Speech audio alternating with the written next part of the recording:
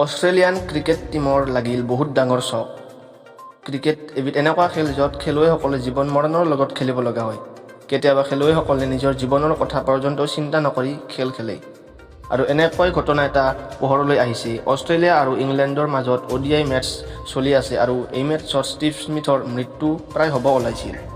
বন্ধুসকল, এইকেইদিন ইংলেণ্ড আৰু অষ্ট্ৰেলিয়াৰ এদিনীয়া ক্ৰিকেট মেটচ চলি আছে আৰু 3খন 50 অভাৰৰ খেল হৈছে। 3খন মেটচতে অষ্ট্ৰেলিয়া জয় হয়। এই টুৰ্ণামেণ্টটো অষ্ট্ৰেলিয়াই নিজৰ নামত কৰিবলৈ সক্ষম হয়। এইখন টুৰ্ণামেণ্টত ডেভিড ৱাৰ্নাৰ হৈছে প্লেয়াৰ অৱ দ্য ছিৰিজ আৰু শেষৰখন মেটচত প্লেয়াৰ অৱ দ্য মেটচ হৈছে ট্ৰেভিছ হেড।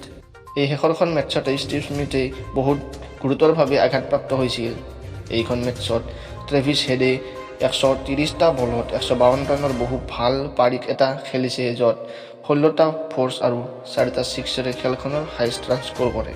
আৰু ডেভিড ৱাৰ্নাৰে 102টা বলত 106 ৰান বনায়। খেলখনত গুৰুতৰভাৱে আঘাতপ্ৰাপ্ত হোৱা ষ্টিভ স্মিথৰ ফাষ্ট ৰিকভাৰীৰ বাবে এটা কমেণ্ট কৰক আৰু ভিডিঅ'টো লাইক কৰি চেনেলটো ছাবস্ক্ৰাইব কৰি দিব নাপাহৰিব।